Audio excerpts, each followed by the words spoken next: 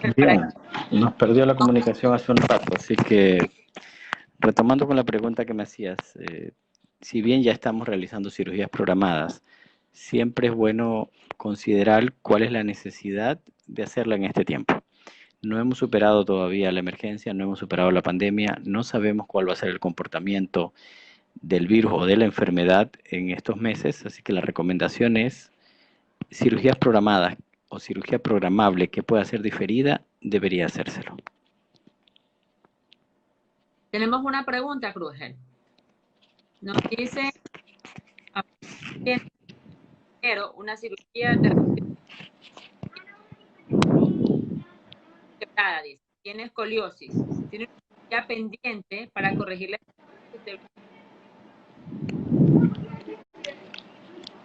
Dice,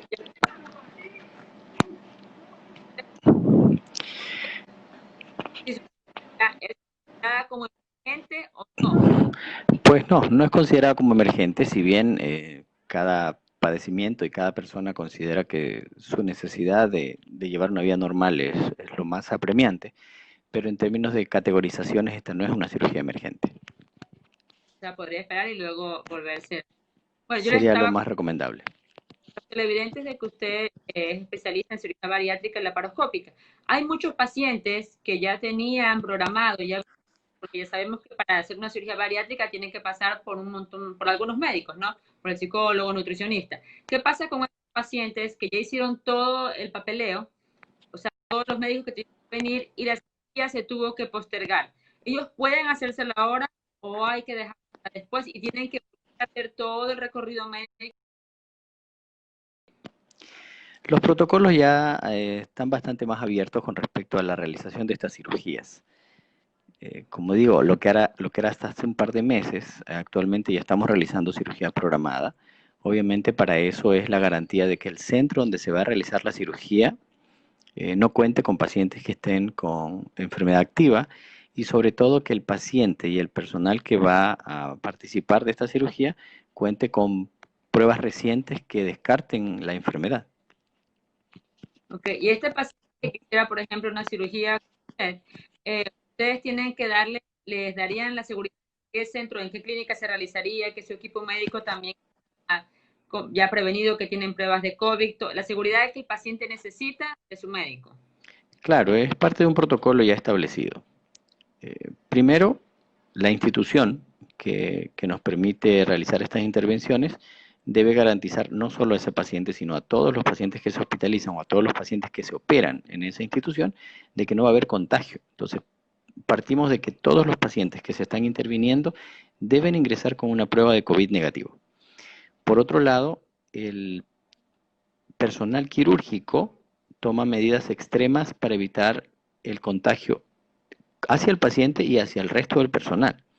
Y por otro lado, el cuidado extremo que se tiene ahora, más allá de los protocolos que ya se establecían previamente como prevención de cualquier riesgo de infección en una cirugía, pero que ahora están más extremos con el fin de hacer desinfecciones completas al terminar la cirugía.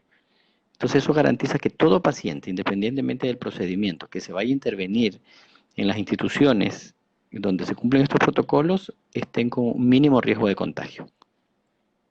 Ok, aquí hay otra pregunta. Antes, el paciente tenía que hospitalizar antes para entrar a su cirugía y luego el tiempo que tenía que quedarse. Entonces, ahora, ¿cómo son los protocolos? ¿Debe ir un día antes y cuando ya después de la cirugía, debe quedarse qué tiempo? Hablemos que si no tiene complicaciones, ¿no? Normalmente. Mira, es interesante porque, bueno, a lo largo de la historia de la medicina también estos protocolos han cambiado con respecto a garantizar que mientras menos tiempo un paciente esté hospitalizado es mejor por el riesgo de infección, independientemente de la pandemia de ahora. Eso ya no es algo nuevo, pero aún más aplicado a lo que tenemos con este riesgo presente, lo ideal es que el paciente se hospitalice el mismo día y que haga una hospitalización lo más abreviada posible para que nuevamente regrese a su casa con las medidas de cuidado y obviamente con el aislamiento que debe tener, ¿no? Esa es otra medida que no debe cambiarse. Por otro lado, la ventaja actualmente, y que hace un par de meses estuvo en bastante controversia, es el aprovechar el abordaje de mínima invasión que garantiza que el paciente pueda reincorporarse a sus actividades normales y salir de la hospitalización a su casa en menor tiempo posible, inclusive haciéndoselo como una cirugía ambulatoria. Explíquenos un poquito qué es el abordaje mínimo. Ya es bastante conocido el término de la cirugía laparoscópica, donde reemplazamos el abordaje por pequeñas incisiones con uso de instrumentos especiales en lugar de la cirugía abierta, cuya desventaja era una incisión más grande, más dolor, mayor uso de analgésicos y mayor tiempo de hospitalización. Entonces, básicamente en este punto último es donde se centra una de las ventajas y de que el tiempo quirúrgico, en términos generales, en la cirugía mínimamente invasiva es más corto. Entonces, es menor riesgo de exposición del paciente a varios factores de riesgo por una posibilidad de contagio con COVID-19. ¿Y qué cirugías pueden hacerse por vía laparoscópica? ¿Todas se pueden hacer por vía? Pues la verdad que actualmente sí, dependiendo de los grupos de trabajo y dependiendo de la experiencia del grupo quirúrgico, al menos en la parte abdominal, la gran mayoría de las cirugías se pueden llevar a cabo por... Y bueno, eso es importante. Y sobre la bariátrica, que ahora estamos hablando, ¿no? Estos pacientes antes se quedaban hospitalizados más tiempo, porque esos pacientes ahora también deben quedarse así o no. Pues en realidad no, o sea, el protocolo para lo que es cirugía bariátrica por abordaje de mínima invasión y con el uso de dispositivos de engrapado mecánico ha contemplado una estancia corta. Estancia corta, estamos hablando de un día posoperatorio o máximo 2 días posoperatorio. Esto dentro del curso normal de una cirugía, ¿no? Entonces, no ha cambiado mucho. Afortunadamente, como digo, no son cirugías de larga estancia y la recuperación la puede hacer el paciente precozmente en su domicilio. Obviamente con el seguimiento del grupo quirúrgico, sea por telemedicina actualmente o bien sea por visitas ambulatorias a la consulta. Y dentro del protocolo que ustedes piden para también sentirse protegidos porque el paciente pueda tener COVID, ¿ustedes piden una prueba rápida, una cuantitativa o piden PCR? ¿Cuál es la prueba que están No, pidiendo? en este caso lo ideal es hacer pruebas cuantitativas. O sea, hace 24 o 48 horas antes de la sesión que le pide al paciente. Es una garantía que nos están pidiendo las instituciones de salud, precisamente para no permitir el contagio, para no diseminar la enfermedad dentro de la institución. Son 24 o 48 horas con una prueba cuantitativa de que el paciente no tiene enfermedad activa. Y cuando sale de la clínica, la cirugía, ¿también se le realiza una prueba cuantitativa o? Pues en realidad no. Lo que se recomienda es que el paciente vaya a su domicilio y las medidas de aislamiento preventivo es una costumbre muy, muy común. El hecho de que te operes y bueno, mucha gente te quiera apoyarte en este periodo de convalecencia, pero en este caso la recomendación es esa. No visitas, no familiares que no sean los que viven en tu propia casa, hasta que pases este periodo inmediato de la cirugía, puesto que toda cirugía representa una disminución en el grado de las defensas de las personas. Eso es algo que hay que considerar. Se usan en ocasiones hasta medicamentos que por ciertas horas disminuyen la respuesta inflamatoria. Entonces, lo recomendable es que el paciente vaya a su casa, haga aislamiento, pero no hacemos pruebas post alta para determinar contagio. Estamos asumiendo que con los protocolos que se realizan en las instituciones, el paciente... Ya, ¿y qué pasa con este paciente? Ya tiene la cirugía y luego tiene que ir a los 7, 8, 10 días cuando le diga el cirujano para el control, para sacar puntos, para sacar grapas. ¿Cómo se hace? Necesita otra prueba porque ya han pasado 7 días, 8 días. Pues no, en ese caso no, lo que corresponde como cualquier otra persona que acude a una consulta médica, donde además ya nuestros centros médicos también han implementado protocolos de espaciamiento entre paciente y paciente. Históricamente manejábamos tiempos entre 20 y 30 minutos por paciente, actualmente se han prolongado un poco más para permitir que haya una desinfección y mucho más allá de la que hacíamos antes entre paciente y paciente. El paciente debe llevar su mascarilla como corresponde y además pues la institución obviamente y el médico están con las medidas de bioseguridad adecuadas y con eso, aunque eventualmente en estos 7 días el paciente hubiese contraído la enfermedad y no habiendo síntomas, se lo trataría como cualquier otra persona que circula normalmente en la calle. Ok. Y ahora sabemos que posiblemente el semáforo, seguimos en amarillo, pero se van a restringir muchas más cosas, ¿no? Incluso el trabajo no va a haber mucho. ¿Eso también afectaría a las cirugías que ustedes ya pueden venir programando o se sigue igual? Claro, por ejemplo, esto es un poco más, va a ser más dinámico. Eh, una cosa es la aplicación hacia la salud pública y otra cosa hacia la salud privada. Dado que en el medio privado uno puede programar una cirugía en una semana, en 2 días, en 5 días, y va a depender de cómo esté, que dicte el COE. Si el COE prohíbe, pues es fácilmente modificar esto. En el sistema público es un poco más complejo, puesto que la determinación en ocasiones es hasta de semanas y meses.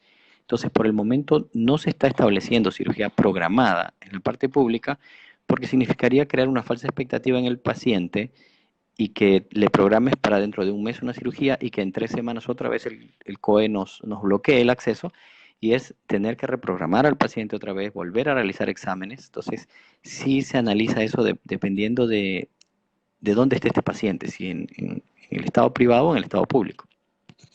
Okay. Y aquí hay algo importante, porque hablamos de las programadas, pero también ahorita hay emergencia. Hay muchos pacientes que a pesar de que tienen una emergencia y su salud no quiere ir a los hospitales. Entonces, en la clínica buscan un particular. Entonces, una apendicectomía o tiene un abdomen. ¿Cuál es el protocolo? Porque hay que hacer la COVID, la cuantitativa. ¿Cómo es el protocolo ahí? Pues bien, aquí también hay que situarse en dos escenarios. Uno, que la institución o el paciente tenga acceso a realizarse la prueba, ¿no?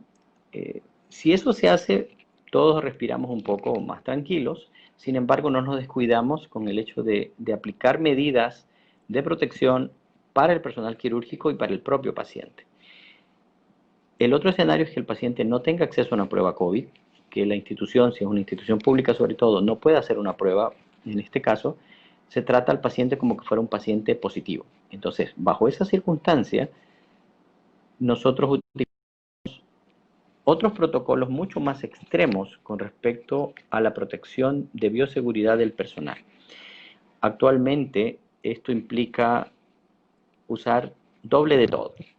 Si antes usábamos un gorro, una mascarilla y una bata quirúrgica que eran estériles, ¿no? Y botas limpias para ingresar a un quirófano, actualmente tenemos que utilizar un doble sistema de protección, de tal manera que se crea una etapa intermedia, y hasta el lavado de manos, que es algo muy rutinario dentro de la actividad quirúrgica, se hace por 2 ocasiones, antes de intervenir al paciente, ¿no? Entonces, eso es cuando el paciente consideramos que es sospechoso o que está positivo, o que no se pudo hacer la prueba. Las cirugías de emergencia lastimosamente no se pueden diferir la mayoría, y lo importante es darle una atención y salvaguardar la salud del paciente independientemente de la pandemia. Así hemos tenido muchos casos con pacientes con, sobre todo la patología más frecuente, que es la apendicitis aguda, y que de repente nos llegan en etapas más graves por lo mismo que tú planteabas. O sea, mucha gente tiene temor todavía de ir a los hospitales para evitar contagiarse en el hospital, pero en realidad, ante las importantes, lo que los pacientes deberían hacer es acudir. Los hospitales están implementados con medidas de protección también para evitar el contagio cruzado entre los pacientes que se atienden por otras patologías. Y además hay ciertas áreas específicas para pacientes COVID, dejando otras áreas para la población general que no tiene síntomas o que no tiene pruebas positivas. Doctor Ruge, y aquí hay porque cuando el paciente quiere una clínica, ¿verdad? Porque piensa que es particular y cambia todo, piensan que puede ir con el paciente que se va a operar, que pueden ir 2, 3, 4 para acompañarlo en habitación, para acompañarlo después de su cirugía. ¿Esto también cambió? Pues sí, independientemente de la institución, esto sí es estandarizado. Hay normas con respecto al acompañante, a la persona que está junto al paciente, y hay diversos protocolos que se han instaurado según la institución. Algunos han sido mucho más radicales con respecto a no permitir visitas, sino que las visitas estén fuera de la institución, en las instalaciones, y otros que son un poco más de apertura, permiten que ingrese un familiar, pero más sin embargo ese familiar debe pasar el tiempo completo que el paciente pase en la hospitalización sin salir de la institución. Si vuelve a salir, lastimosamente no se le puede permitir el reingreso, y tampoco se puede hacer relevo de familiares de manera continua durante el día. Esto es porque tratamos de evitar que vengan portadores, aunque sean asintomáticos, hacia el interior de la institución y nos exponga a riesgo de los demás pacientes. Claro, eso es importante ese tema porque hay muchos familiares que quieren relevar, pero en ese relevo debe haber un contacto. Esto puede ser en pública o privada, y hay que tener claro las dos porque se puede estar paciente y el resto. O sea, debemos entender de que este virus no respeta si es privado o público. O sea, ya hemos visto quizás de manera bastante fuertes, para algunos casos personales un poco más graves y quizás más lamentables, pero esto no discrimina. Entonces los protocolos de restricción para salvaguardarnos del contagio deben ser igual de rígidos y estrictos, sea en la parte pública como en la parte privada. Okay. Otra pregunta, Kruger, sobre la cirugía. En el caso de que, bueno, el miedo es aumentado y todos me preguntan en mi cirugía también, usted también, para que todos tengan conocimiento, usted también pone catéteres para diálisis peritoneal. Entonces yo a mis pacientes les explico que el contagio siempre es por las manos, ¿no? Porque se lo llevan a la boca y el contagio. Entonces, en este caso, ¿ustedes cómo están haciendo? Igual le están poniendo los catéteres a los pacientes, igual los están educando a los pacientes, un poco a estos pacientes por peritoneal colocárselos, porque sabemos que al principio estos pacientes van muchas veces, un mes quizás para preparación al centro, y luego ya se van a casa. No es igual que diálisis. Entonces ustedes como cirujanos, ¿qué están haciendo? Bueno, una de las ventajas de ese procedimiento es que es ambulatorio. Entonces el paciente ingresa el mismo día, llega con una prueba negativa para COVID-19, se hace la cirugía y en 2 horas está en su domicilio. El resto del protocolo, de acuerdo a la institución que lleva el seguimiento para la diálisis posterior, ya está bien establecido. Ahora, durante el acto quirúrgico en sí, tomamos las mismas medidas como para cualquier otro paciente que hacemos en cualquier otra cirugía. Y como te decía, esto implica el hecho de darnos doble seguridad. La desinfección del paciente sigue el mismo protocolo que hemos venido haciendo durante décadas para evitar infecciones del sitio quirúrgico, pero básicamente está en el extremo cuidado del quirófano que se va a utilizar. Esto ha hecho también que los tiempos entre paciente y paciente en una cirugía sean más demorados. Antes hablábamos de 20 a 25 minutos para lograr una limpieza, porque no son cirugías contaminadas. Pero estamos extremando un poco más la limpieza de la superficie. Entonces estamos hablando de un protocolo en la institución de 35 a 40 minutos para poder pasar al siguiente paciente en el caso que lo hubiese, y con eso le garantizamos que no va a salir el paciente infectado. O sea, es un procedimiento rápido, son cirugías de 25 minutos y luego se va a su casa, pero las cirugías se están realizando. Todo el material que se utiliza, en este caso con la instalación del catéter, es desechable, y el instrumental quirúrgico, pues obviamente pasa por el proceso de esterilización normal, que como se ha hecho siempre. Tenemos una pregunta de un espectador que no estuvo al principio y nos dice que qué prueba usted solicita previo a una cirugía.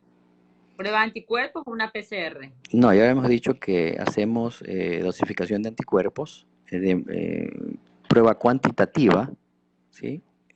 Para determinar el estado del paciente. Ya veíamos el tema de las pruebas con PCR o la detección de cargas virales. Entonces podríamos tener falsos en haber estado infectados y que aún tengan restos de material viral que pueda ser detectable. Sin embargo, va a depender de la respuesta de anticuerpos para determinar si el paciente, a pesar de haberse infectado, está con una fase activa o ya fue solamente una memoria de la enfermedad. Ok, y ahora, ¿qué pasaría si el paciente, bueno, estuvo negativo, tuvo la cirugía, fue a su casa? Luego tiene complicaciones y dentro de esas complicaciones sale COVID positivo. Bueno, en realidad, como cirujano, estamos en el grupo que nunca quiere tener complicaciones, pero lastimosamente las hay. Ahora, hay que determinar si las complicaciones son complicaciones propias de la cirugía, que son diversas, porque el hecho de tener COVID no lo veo como una complicación de la cirugía. Más sin embargo, sí habría que determinar por dónde vino la contaminación, porque pudo haber sido domiciliaria o pudo haber sido la institución, donde cual sí nos interesa conocer por el hecho de no perpetuar o no permitir que otros pacientes que estamos interviniendo en la institución también salgan contagiados. O más aún, de que algún otro paciente que se pudo haber intervenido en alguna sala contigua o que haya utilizado el mismo instrumental no haya sido el inicio de toda esta cadena de contagios, ¿no? Pero yo insisto, hay una buena línea de conciencia en el personal sanitario para lo que es el proceso de esterilización y de desinfección de áreas, porque no es algo nuevo tampoco. O sea, esto es algo que se instaura desde hace muchas décadas atrás para prevenir las infecciones en el paciente, no solamente por COVID. Entonces, de ahí el entrenamiento que se tiene es bastante bueno en todo el personal, en las diversas instituciones. Okay. Yo tengo una pregunta que me hice. Hay pacientes que tienen que hacerse cirugías de la tiroides, tiroidectomía o de las paratiroides, pero ellas tienen miedo porque me dicen, no, el cirujano va a estar cerca de mi boca. ¿No? Pues sí, el riesgo siempre, o sea, el temor siempre va a ser compartido, así como de repente nosotros como cirujanos consideramos que un paciente es potencialmente contaminante. No solo hablamos de múltiples enfermedades, hepatitis, VIH, siempre he reflexionado de que los pacientes también se pueden exponer a ese riesgo, ¿no? Porque conoces a tu cirujano, pero efectivamente podría transmitirte desde una simple gripe hasta una enfermedad un poco más grave. Pero para eso también están los protocolos. Te decía que nosotros actualmente utilizamos doble de todo. Utilizamos doble gorro, utilizamos doble mascarilla, y una de estas mascarillas es precisamente pensando en una persona que potencialmente estaría infectada. O sea, yo como cirujano, como que yo estuviera infectado y no pudiese transmitir la enfermedad. Entonces esa mascarilla ya es un bloqueo, no solamente para que el paciente no me infecte a mí, sino para yo no infectar al paciente. Esto mismo puede ocurrir, es una de las percepciones que pueden tener con respecto a los cirujanos maxilofaciales. Pero para eso el protocolo está bastante claro y la garantía que uno le ofrece al paciente es lo más importante. También me preguntaban si el paciente que entra en cirugía entra con mascarilla o no. Sí, el paciente entra con mascarilla. Ahora, va a depender del tipo de anestesia que se va a aplicar, ¿no? Porque obviamente si va a ser una anestesia general donde se necesita manipular la vía aérea y va a colocarse un tubo para conectarlo a un sistema de respiración, pues la mascarilla obviamente nos estorba. Pero hay otro tipo, se denominan conductivas, hay diversos tipos, pero ahí es diferente porque el paciente no pierde la autonomía para respirar, ¿no? Ahora, pero volvemos al mismo principio. No solamente es para evitar que el paciente nos contagie, sino que la mascarilla le sirve al paciente para evitar que en el caso fortuito de que el área o alguno de los miembros del equipo quirúrgico estuviese contaminado, el paciente salga infectado.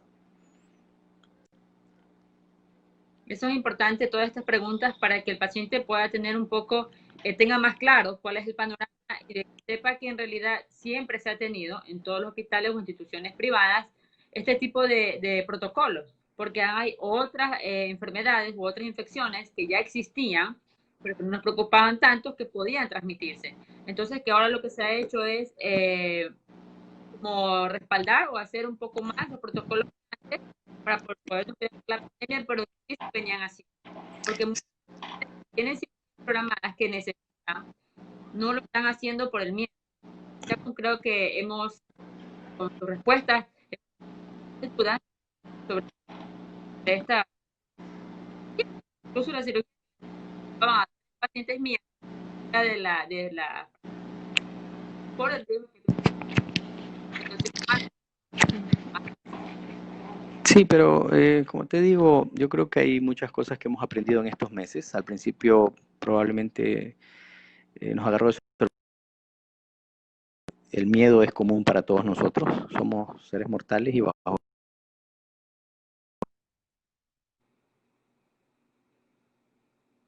paciente y de protección del equipo quirúrgico frente al riesgo de infecciones asociadas a cualquier procedimiento quirúrgico ha existido desde hace mucho tiempo, ¿no? Son dinámicos, van cambiando y se van adaptando a las realidades. En este caso es una realidad diferente a la que ha ocurrido este año, pero no dista de lo que ya se venía haciendo. Eso lo comentábamos hace un rato.